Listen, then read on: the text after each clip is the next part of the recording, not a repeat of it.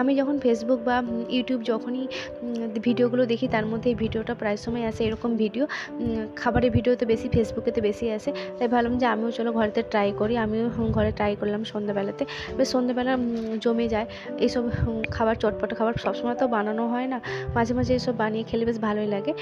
আমি বানিয়েছিলাম ছোলাটা সিদ্ধ করিনি, এমনি ভেজানো কাঁচা ছোলা দিয়েছিলাম, সাথে শসা, পেঁয়াজ, টমেটো, একটু আলু সিদ্ধ দিয়েছিলাম, সাথে দিয়েছিলাম কাঁচা লঙ্কা, আর একটা চিপস অ্যাড করেছিলাম, আর একটু সামান্য পরিমাণে নুনও দিয়েছিলাম, আর শুকনো লঙ্কাটা আমি অ্যাড করিনি, কেন আমার মেয়ে খাবে।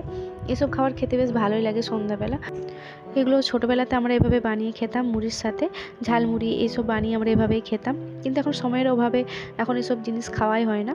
তাই ভাবলাম যে অনেক দিন হয়ে গেছে, অনেক বছরের পুরনো জিনিস, তাই চলো একবার ট্রাই করি। তাই ট্রাই করলাম, আর আমার মেয়ে ফার্স্ট টাইমই খাচ্ছে, ওর জন্য বিশেষ করে বানালাম, ওই যে একটু জেদ ধরেছিল খাওয়ার জন্য, তাই বানিয়ে ফেললাম।